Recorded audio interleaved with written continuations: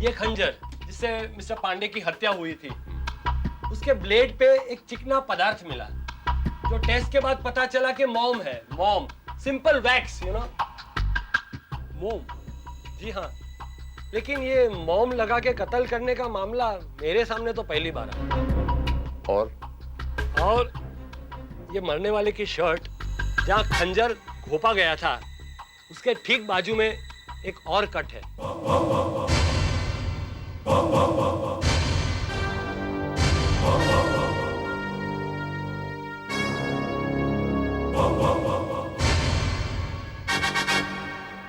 और ये साफ जाहिर है कि ये कट भी उसी खंजर से बना है। जी। लेकिन मरने वाले के सीने में खंजर का सिर्फ एक ही घाव है। डॉक्टर, ऐसे कैसे हो सकता है? अगर खंजर 2 बार घोपा गया है तो घाव भी 2 होने चाहिए। एग्जैक्टली। वक्त? कल रात 9 और 10 के बीच।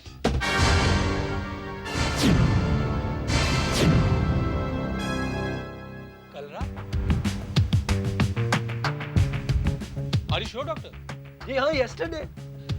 देखिए डॉक्टर, आपसे जरूर कोई गलती हुई होगी, क्योंकि टोनी नाम के फोटोग्राफर को दयाशंकर पांडे की लाश परसों रात को नजर आई थी। फिर उनका कत्ल कल रात को कैसे हो सकता है? देखिए इंस्पेक्टर साहब, ये कत्ल के टाइम के मामले में हमसे एक आध घंटा इधर उधर हो सकता है, एक दिन का फर्क नहीं पड़ता है। लेकिन डॉक्टर, ये कैसे पॉसिबल है कि दयाशंकर पांडे की लाश किसी को कत्ल से एक दिन पहले नजर आए?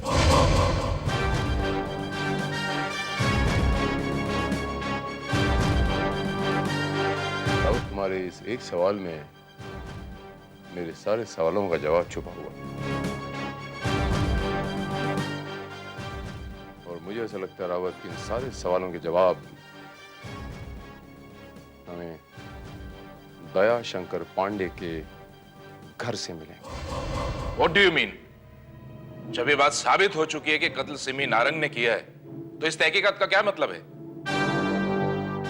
ये साबित करना कि वो लाश दयाशंकर पांडे की ही है। कमाल करते हैं आप भी। अरे भाई, हम सब लोगों ने लाश की शनाख्त की है और दावे के साथ कहते हैं कि वो लाश जीजा जी की ही है।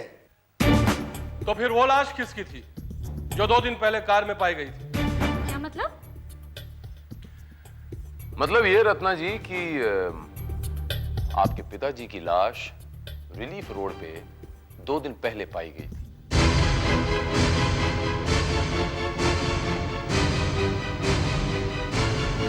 जबकि उनका कत्ल कल रात हुआ है।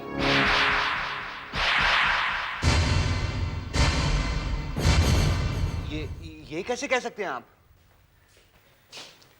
बच्चा, लाश का पोस्टमार्टम हो चुका है और मैं खुद इस नतीजे पे पहुंचा हूं कि कत्ल कल रात 9 और 10 के बीच में हुआ है। हाँ।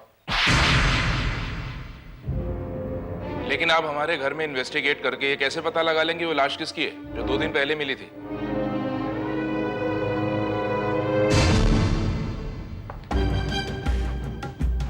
साइंस काफी तरक्की कर चुका है सुधांशु बाबू, और ऐसे सैकड़ों केसेस हैं जो फॉरेंसिक एक्सपर्ट्स ने ही सॉल्व किए हैं।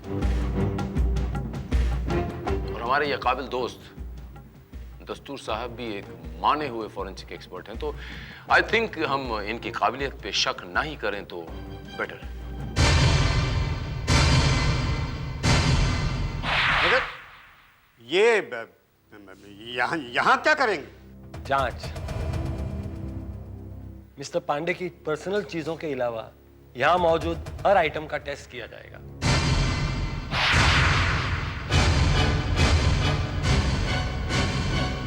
हो सकता है इन्वेस्टिगेशंस के दौरान हमें कुछ ऐसी पॉइंट मिले जिससे हमें पता चले कि पोस्टमार्टम रिपोर्ट में इतनी बड़ी गलती कैसे हो गई।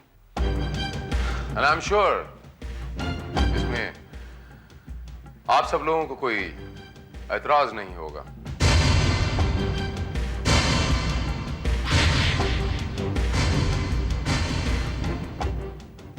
हमें क्या एतराज हो सकता है? आप इन्वेस्टिगेशन कर सकते हैं। शुक्रिया, बहुत बहुत शुक्रिया।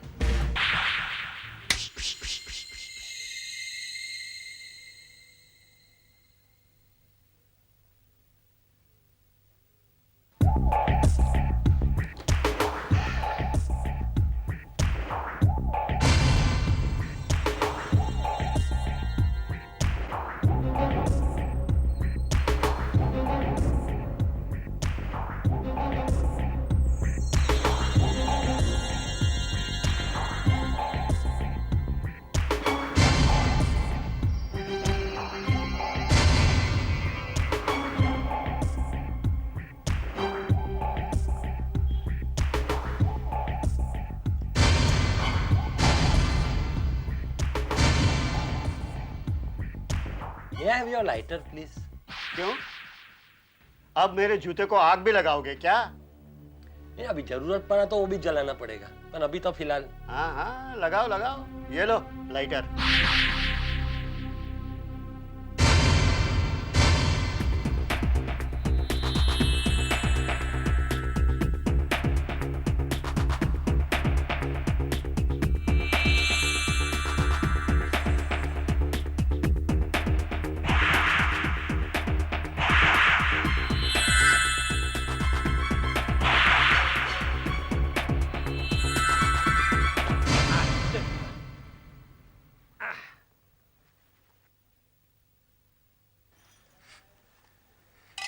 लेकिन चेक क्या करना चाहते हो? 2 मिनट मैडम।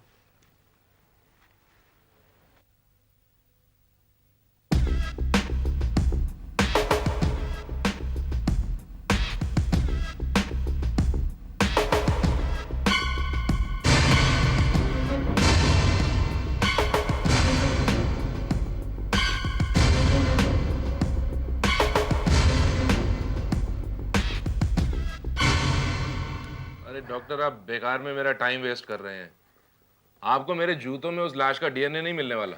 शायद कोई मोर इम्पोर्टेंट वस्तु मिल जाए मुझे। एक मिनट, ला मुझे दो।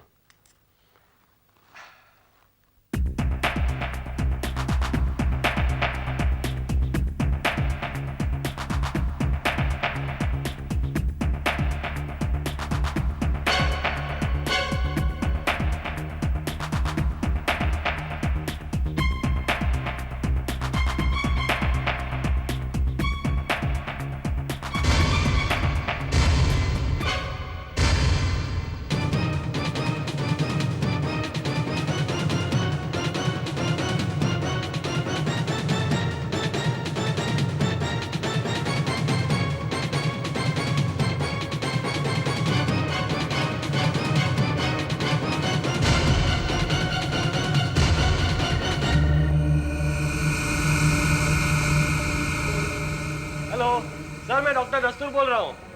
हाँ सर, काम हो गया है। हाँ, वही जिसका हमें डाउट था। हाँ हाँ, नहीं सर, फोन पे नहीं बता सकता सर। मैं कल रिपोर्ट लेके आता हूँ ना, खुद ऑफिस में आता हूँ। Right, thank you.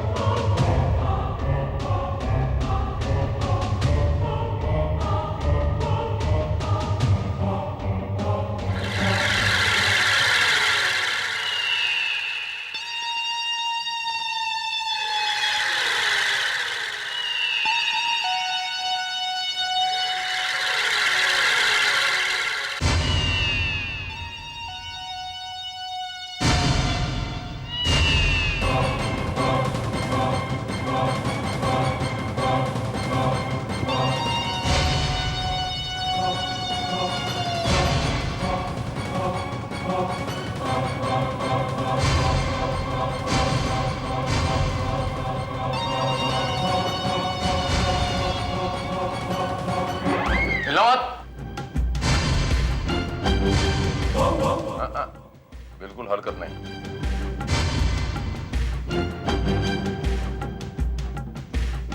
Your game is up, Mr. Sudhanshu Sharma. Sir तुम यहाँ? हाँ, मैं मिस्टर सुधांशु शर्मा। हाँ, जरा अपनी गन देंगे? Thank you. हम जानते थे मिस्टर सुधांशु शर्मा की कातिल यहां डॉक्टर दस्तूर की जबान बंद करने जरूर आएगा, क्योंकि डॉक्टर दस्तूर की तहकीकात का नतीजा कोई और समझे न समझे कातिल की समझ में जरूर आ जाएगा। तो आप है अपने ससुर के कातिल, हाँ?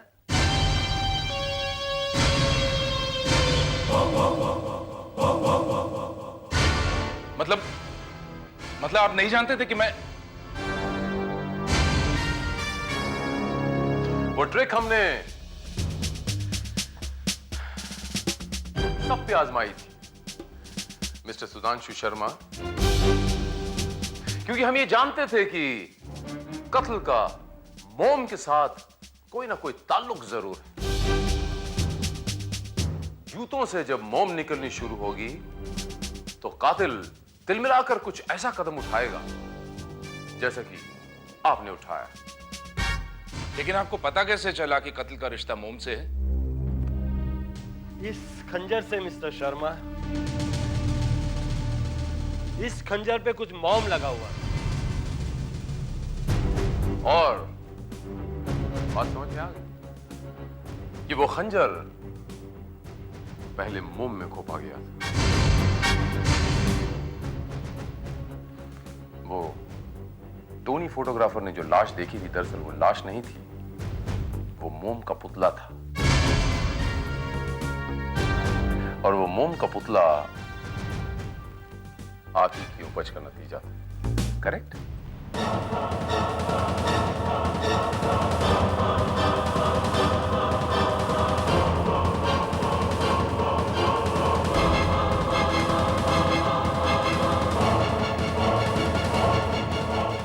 तुम वाकई बहुत इंटेलिजेंट हो ऑफिसर।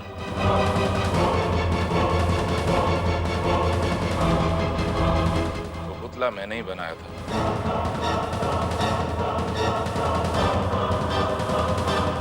रत्ना की जिस दौलत और प्रॉपर्टी पर मैं वर्षों से आस लगाए बैठा था, उसका बूढ़ा बाप सिमी नारंग को एक ही झटके में दे देना चाहता था।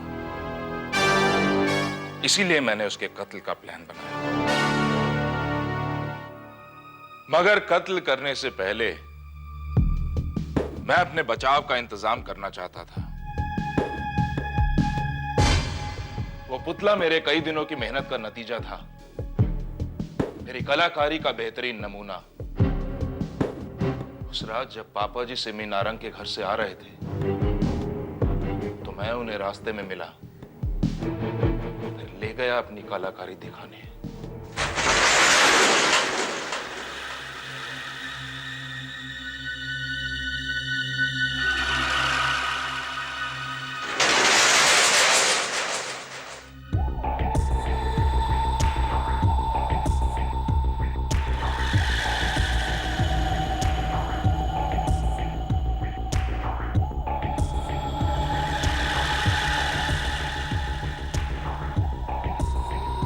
ओह माय गॉड, ये तो हूबहू मेरी शक्ल है। पापा जी, मैंने आपको कभी बताया नहीं, मैंने कई सालों तक इस आर्ट की प्रैक्टिस की है। वैसे हमारे देश में इस आर्ट की कद्र नहीं है। लेकिन तुमने मेरा पुतला क्यों बनाया? वो इसलिए पापा जी क्योंकि मैं नहीं चाहता कि आपके कत्ल के जुर्म में पुलिस मुझे गिरफ्तार करे। मतलब?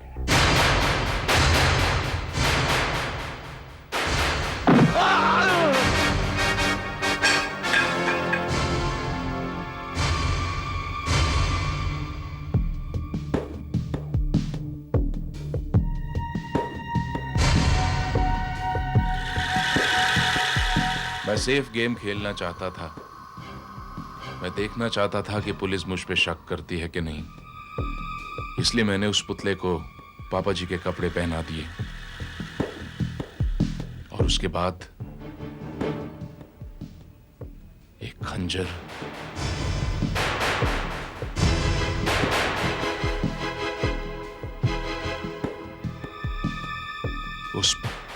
पुतले के सीने में घोंप दिया और उसके बाद मैंने उस पुतले को उसी गाड़ी में डालकर रिलीफ रोड की सुनसान सड़क पर खड़ा कर दिया।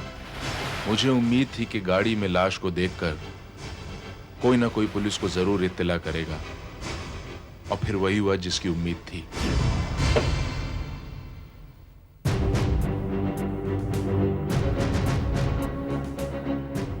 एक बात समझ में नहीं आई, आपने सिमी नारंग को कत्ल के इल्जाम में क्यों फंसाया? किसी ना किसी को तो कत्ल में फंसाना ही था। फिर मुझे पूरा यकीन था कि बुड्ढे ने अपनी वसीयत में उसे हिस्सेदार जरूर बनाया होगा। उसका हिस्सा खत्म करने का और कोई तरीका भी नहीं था। और जब आपको ऐसा लगा सुधांशु बाबू की लाश मिले बिना सिमी नारंग तो पकड़ी नहीं जाएगी, तो आपने लाश की बंदोबस्त का इंतजाम कर दिया। आपने अपने ससुर को बाकायदा बड़ी आसानी से मार दिया। हाँ, बहुत आसानी से।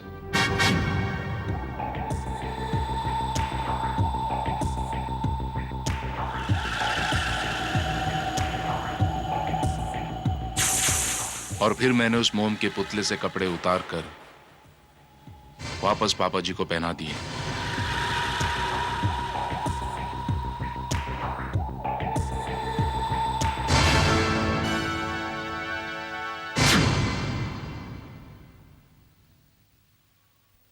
बुढ़ा बेहोशी की हालत में चीख भी नहीं पाया। बस दो गलतियां कर गए आप सुधांशु बाबू।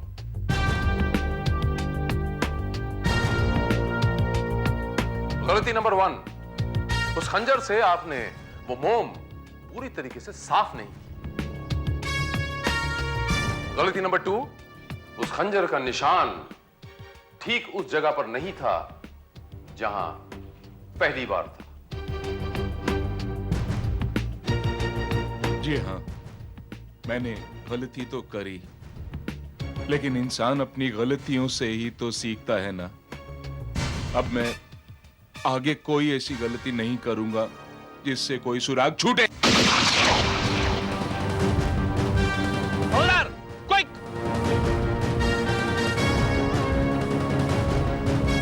डॉक्टर,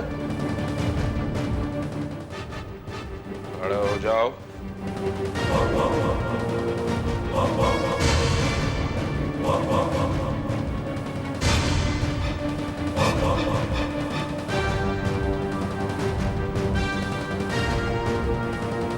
तुमने जो कुछ किया था अच्छा नहीं किया। अब इसका नतीजा तो भुगतना ही पड़ेगा।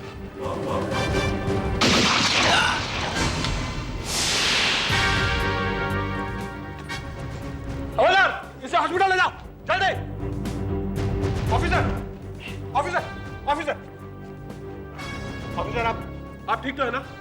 Relax Raut, relax. सिर्फ गोली लगी है। सिर्फ गोली? डॉक्टर साहब, कानून से बचने के लिए मुजरिम बड़े बड़े हथियारों का इस्तेमाल करते हैं, और ये तो सिर्फ एक मामूली सी गोली है।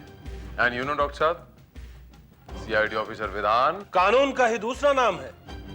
Absolutely right Rawat.